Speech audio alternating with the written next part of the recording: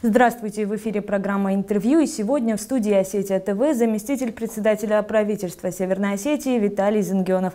Виталий Георгиевич, здравствуйте. Здравствуйте. Вы возглавляете республиканский штаб, который отвечает за взаимодействие с беженцами с юго-востока Украины. Мы знаем, что вы уже встретились с ними. В каком они сейчас состоянии? Ну, давайте начнем с самого начала. Речь идет о том, что эти беженцы не свалились нам как снег на голову. Это впервые, понимая и прогнозируя ситуацию на юго-востоке Украины, руководство страны приняло решение о том, чтобы принимать этих временно прибывающих на территории Российской Федерации и расселять их по субъектам, ближайшим от Ростовской области. Значит, принято это решение было тогда, когда Ростов уже не мог принимать такое количество людей, размещать их и так далее. Значит, ситуация все накалялась, и до сих пор мы видим, что не очень здорово обстановка в Украине и на юго-востоке, и люди продолжают прибывать в Ростов. С Ростова их распределяют по республикам Южного федерального округа, в основном и с КФО. Значит, было поручение президента Российской Федерации о том, чтобы организовать пункты временного размещения. Наша республика также получила задание определиться с количеством людей, которые мы сможем принять, и с пунктами временного размещения. Естественно, глава республики дал поручение правительству с тем, чтобы мы заблаговременно определились и с пунктами временного размещения, обследовали их, дал указания к соответствующим структурам подготовиться к приему беженцев. Это и Минздрав, это и МЧС, и МВД, и все заинтересованные структуры ФМС и так далее, пенсионный фонд. В части, касающейся, каждая структура была готова к работе в пунктах временного размещения. Значит, Роспотребнадзор совместно с пожарниками, со всеми заинтересованными структурами провели исследования и проверили готовность и возможность размещения в определенных пунктах размещения условия. И после проверки составили акты. В течение 2-3 дней следующих мы через, там, скажем, МЧС получили информацию о том, что к нам прибудет 200 человек беженцев. Я их беженцев и называю, но статуса беженцев у них нету. Это временно пребывающие на территории Российской Федерации граждане Украины. На сегодняшний день у нас 200 человек, которые компактно проживают, и еще 104 человека, которые самостоятельно зарегистрировались в УФМС по республике. Значит, все структуры, которые должны были создавать условия комфортного пребывания и взрослых, и детей, которых где-то порядка 85 среди этих 200 человек, значит, провели работу, работают ежедневно, и психологи с ними работают врачи с ними. Речь идет о том, что дети, которые прибывают на новую территорию, должны прививаться, должны получать медицинскую помощь там, и так далее, и так далее. Все эти вопросы решаются, все эти вопросы регулируются. Значит, каждый день на территории 2 пунктов, это Томиск и Урздон, работает и УФМС, работает и пенсионный фонд, работает и Минздрав, работает Роспотребнадзор.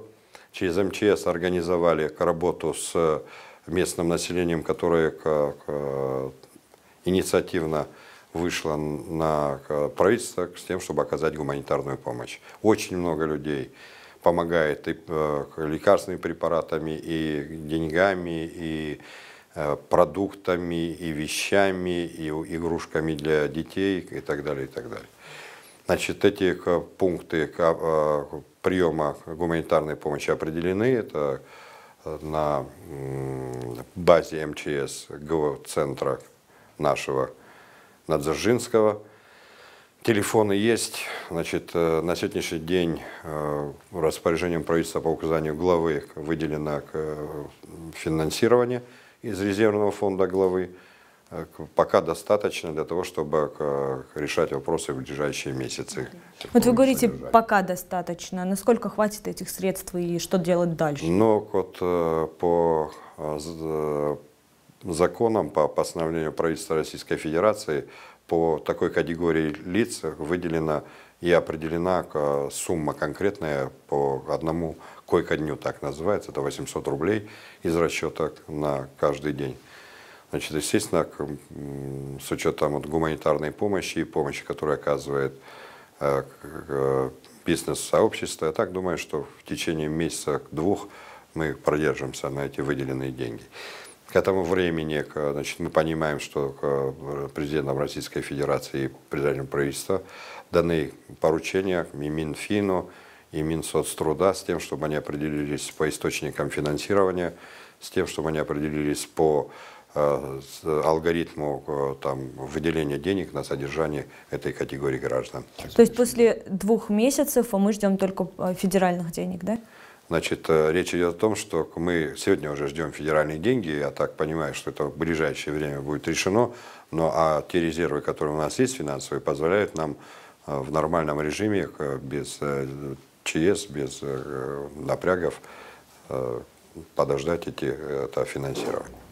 Вы говорите о том, что 104 человека сами приехали сюда, а вот они где размещаются, к родственникам едут? Значит, вот из 104 человек, 58 человек – это наши соотечественники, которые жили и пребывали в Луганске, в Славянске, вот в юго-восточной части Украины. Это смешанные семьи, это наши соотечественники, которые расположились у своих близких родственников пока здесь на территории. А остальная часть? Остальная часть то же самое, самостоятельно приехала к своим родственникам и пока располагается к своих родственников. Значит, то, что касается пунктов компактного проживания, там мы провели работу с ФМС, мы определились с теми, кто желает вернуться обратно в Украину. После стабилизации обстановки есть желающие остаться в Российской Федерации, есть желающие получить гражданство. С ними уже работает УФМС, они желают и работать, и заниматься обустройством на территории Российской Федерации. А чем наша республика может им помочь в этом плане? То есть трудоустройство или… Да, мы можем, и сейчас прорабатываем вопрос, значит, определяемся с тем, какие специальности, какие запросы у них. Значит, желают они жить в сельской местности или желают жить в городских условиях. Там у главы республики есть алгоритмы, есть предложения, которые, я так думаю, что на встрече с ними он выскажет, и они будут определяться по своему дальнейшему пребыванию на территории Осетии. Мы знаем также о том, что некоторые семьи Северной Осетии выразили желание приютить у себя беженцев. Вот у вас есть по этому поводу какая-нибудь? Да, очень много есть предложений, и мы эти предложения дали инициативной группе, которая выбрана из числа временно пребывающих. Значит, они сейчас рассматривают эти предложения, и в случае, если их удовлетворит это предложение наших очень сердобольных и гостеприимных граждан, я думаю, что они пойдут в семьи. Есть пустующие на сегодняшний день дома, которые тоже предлагаются под размещение. Причем, я могу это сказать, и горжусь своими соотечественниками, безвозмездно, без компенсаций, без каких-то предварительных условий. Значит, есть бизнесмены, предприниматели, которые предложили свои услуги также взять и трудоустроить, и помимо того, что они предлагают решить вопросы трудоустройства, они еще предлагают вопросы размещения, и не только размещения, да еще и на первых порах и помочь и с обустройством, и с питанием, и с детьми и так далее. Когда мы принимали беженцев, практически все они говорили, что не решали, куда они полетят, то есть их буквально поставили перед фактом, сказали, вы едете в Северную Осетию. И зная о том, какое мнение может быть, да, у некоторых о нашем регионе, вот, что они говорят, страшно им было ехать в горячую точку, так называемую, или… Ну, я скажу так, что Северная Осетия горячей точкой никогда не была. Значит, Северный Кавказ определяли, да, как горячей точкой, но про Северную Осетию я могу сказать, Бог миловал.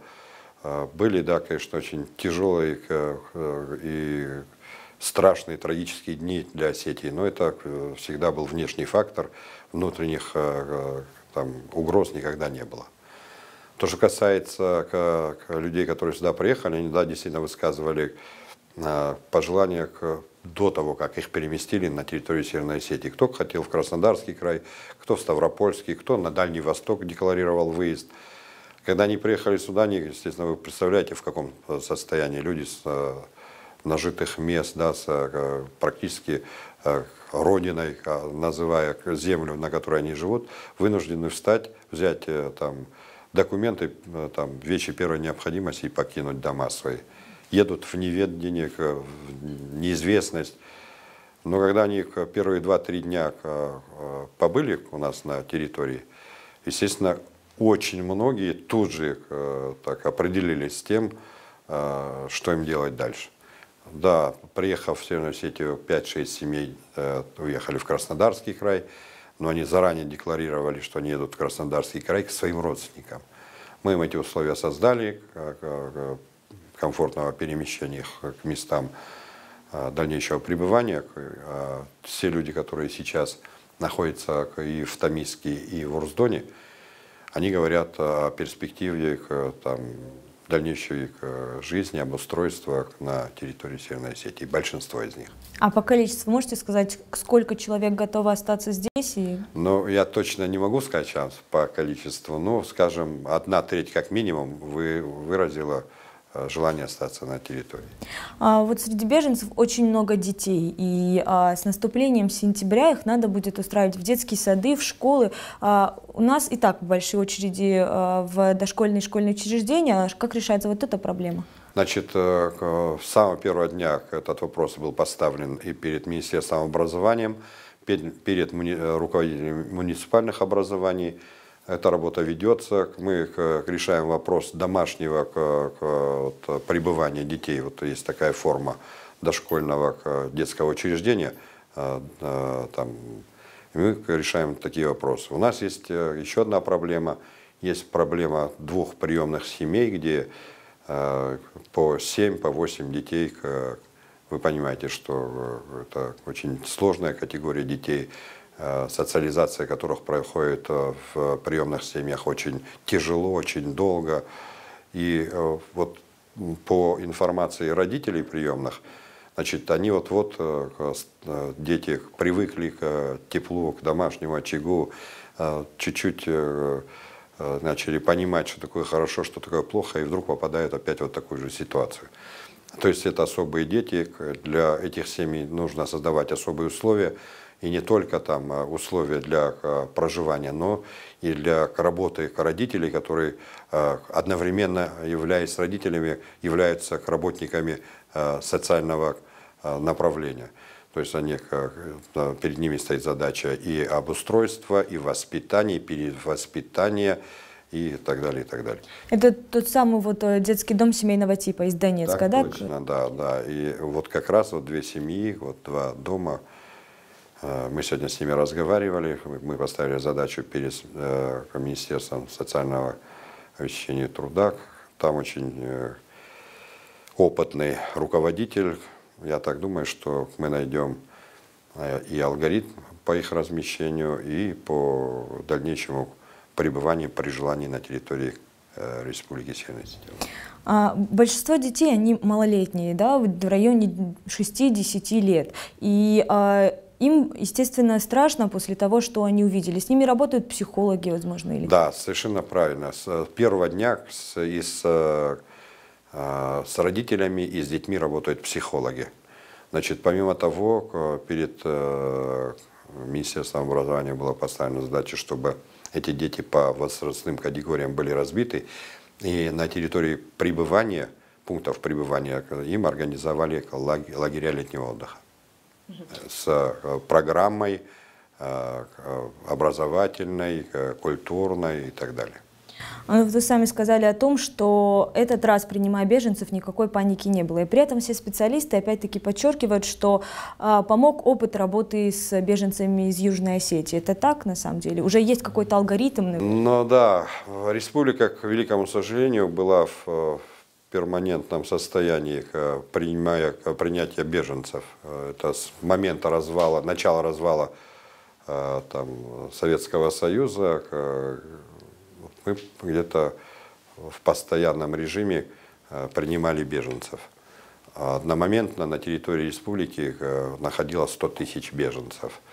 Вы знаете, что на тот момент у нас было очень много домов отдыха, пионерских лагерей, санаторий, которые были отданы под размещение беженцев. К великому сожалению, мы тогда не организовали должным образом контроль за тем, чтобы места или пункты, которые были отданы под беженцев, сохранялись. То есть была упущена работа, потому что, вы помните, этот период 90-х, когда само слово «государственность» было эфемерным, то есть самой государственности не было. Слово было, а основы под ней не было. Поэтому мы потеряли и санатории, мы потеряли и пионерские лагеря, которые были практически разрушены до основания. Вот с учетом того, что мы тогда видели, с учетом того, что мы приобрели опыт и общения, и размещения и так далее, конечно, это печальный, к великому сожалению, опыт, помог без суеты и проблем решать вопросы сегодняшних людей этой категории, которые находятся на территории республики. Мы видели эти 2 борта, которые прилетели с Ростова, с Симферополя. Подавляющее большинство — это женщины и дети, и практически у всех у них остались там мужья, родители и так далее. Вот есть ли какое-то информационное взаимодействие, или могут ли они созваниваться с своими родственниками? Вы знаете что-нибудь об этом? Да, значит, как только они приехали, в первый же день, значит, они составили что-то типа запросника, да, пожеланий, чтобы они хотели. Значит, для них, для всех были приобретены сим-карты, для того, чтобы они решали эти вопросы. У них не было наличных денег, российских, были гривны. Значит, мы договорились со Сбербанком, они пошли нам навстречу и поменяли им, и до сих пор обменивают эти гривны на рубли в особом порядке. Значит, то, что касается помощи, которую оказывает население адресной, значит, они тоже получили эту помощь, получили на эти карты возможность положить деньги, они созваниваются, не остаются в вакууме. Значит, у них есть и телевидение, у них есть и газеты, и возможность и по скайпу пообщаться там, и по телефону созвониться. Естественно, конечно, они в состоянии очень тяжелом, депрессивном по этому поводу, по поводу того, что у них остались и мужья у многих там, и родители у многих там остались. Но я вот сегодня разговаривал, и многие из них перспектив дальнейшей связи или дальнейшего пребывания в Украине не видят. То есть никаких перспектив они для себя там не видят. После того, как они говорят, что с ними сделала власть, в кавычках, которая на сегодняшний день там занимается беспределом в отношении своих граждан. То есть мы можем говорить о том, что практически все вынужденные переселенцы станут гражданами России в ближайшем будущем? Нет, я бы так не сказал. Я же сегодня отметил это.